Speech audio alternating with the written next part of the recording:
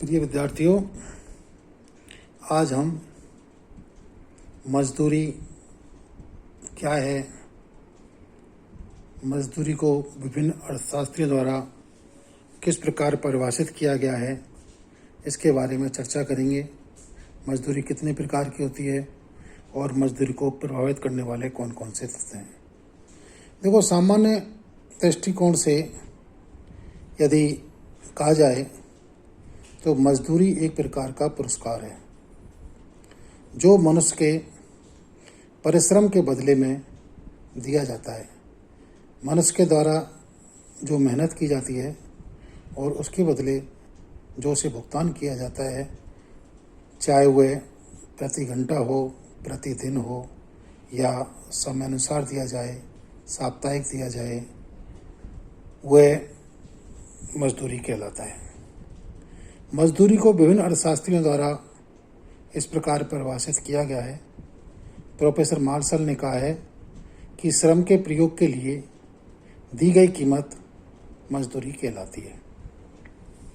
दूसरा, professor McDonald अर्थशास्त्री हैं, उन्होंने कहा है कि श्रम के उपयोग के लिए चुकाई गई कीमत को मजदूरी या मजदूरी दर कहते हैं। प्रोफेसर बैनम ने अपने शब्दों में कहा है कि मजदूरी मुद्रा की उस राशि को कहा जाता है जो एक मालिक,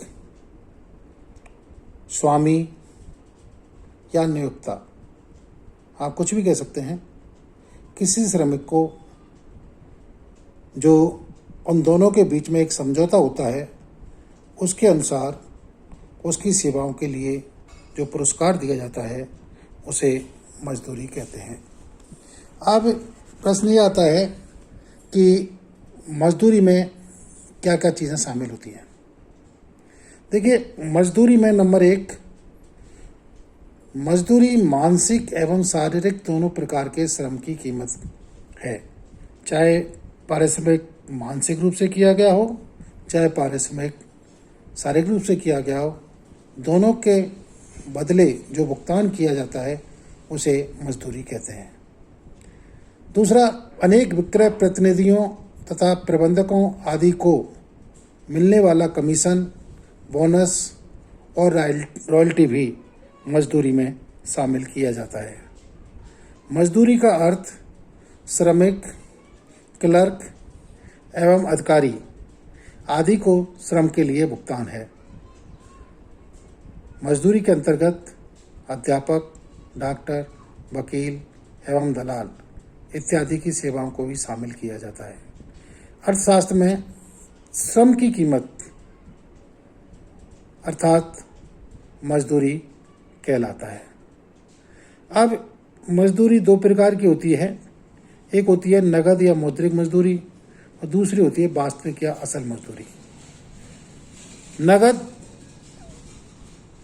या मौद्रिक मजदूरी का अर्थ है एक श्रमिक को मुद्रा के रूप में प्राप्त होने वाली मजदूरी से है, अर्थात श्रमिक को मुद्रा के रूप में जो भुगतान मिलता है, यह श्रमिक की मौद्रिक या नगद मजदूरी कहलाती है।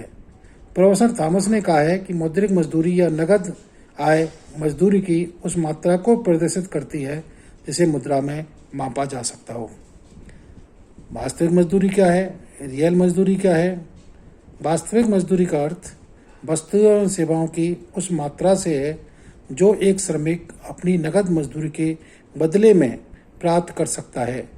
दूसरे शब्दों में, श्रमिक को नगद मजदूरी के अतिरिक्त, नगद भुगतान के अतिरिक्त जो भी लाभ एवं सुविधाएं प्राप्त होती हैं, उन सबको मिलाकर यह कितनी वस्तुएं एवं सेवाएं प्राप्त कर सकता है, उसे वास्तविक या असल मजदूरी कहते हैं। प्रोफेसर थॉमस ने कहा है कि श्रमिक को उसके श्रम के बदले में दिलाने वाली रकम से जो वस्तुएं प्राप्त की जा सकती हैं तथा इस रकम के अतिरिक्त जो आवश्यकता, आराम एवं विलास के अन्य पदार्थ या सेवाएं उसे प्राप्त होती हैं, इन सब के योग को अर्थशास्त्र में वास्तविक मजदूरी कहा जाता है। वास्तविक मजदूरी नगद मजदूरी की क्रय शक्ति एवं नियोक्ता से प्राप्त होने वाली अन्य सेवाओं का जोड़ होता है। मंदी के समय नगद मजदूरी स्थिर रहती है, जबकि वास्तविक मजदूरी अधिक हो जाती है क्योंकि मुद्रा की क्रय शक्ति में वृद्धि हो जाती है। तेजी के समय नगद मजदूरी बढ़ती हुई होती है, जबकि वास्तविक मजदूरी कम हो जाती है क्योंकि जो मुद्रा की जो परचेजिंग पावर है, मुद्रा की जो क्रय शक्ति है, बस मुद्रा के द्वारा जो वस्तुएं क्रय करने की जो शक्ति है वो कम हो जाती है। इस प्रकार एडम स्मिथ ने कहा है कि श्रमिक की वास्तविक मजदूरी में आवश्यकताओं तथा जीवन उपयोगी सुविधाओं की वह मात्रा शामिल होती है जो उसके श्रम के बदले में दी जाती है। उसकी नगद मजदूरी में केवल मुद्रा की मात्रा ही सम्मिलित होती है, जबकि वास्तविक मजदूरी के अनुपात में गरीब अथवा अमीर अच्छी या कम मजदूरी पाने वाला होता है, ना कि नाम मात्र, जिसे आप कह सकते हो नगद मजदूरी के अनुपात में हो। ये आपके मजदूरी का अर्थ है। इस प्रकार आप ये कह सकते हो कि मजदूरी के अंतर्गत आपके मानसिक श्रम और शारीरिक श्रम को शामिल ही रहता है। वास्तविक मजदूरी के अंतर्गत नगद के अतिरिक्त जो भी परिलाभ एक नियोक्ता द्वारा एक श्रमिक को दिए जाते हैं, उन सबको शामिल करके वास्तविक मजदूरी कहलाती है, जबकि नगद मजदूरी के अंतर्गत केवल एक श्रमिक को जो नगद के रूप में भुगतान उसके श्रम के बदले में प्राप्त होता है वही शामिल किया जाता है। Thank you.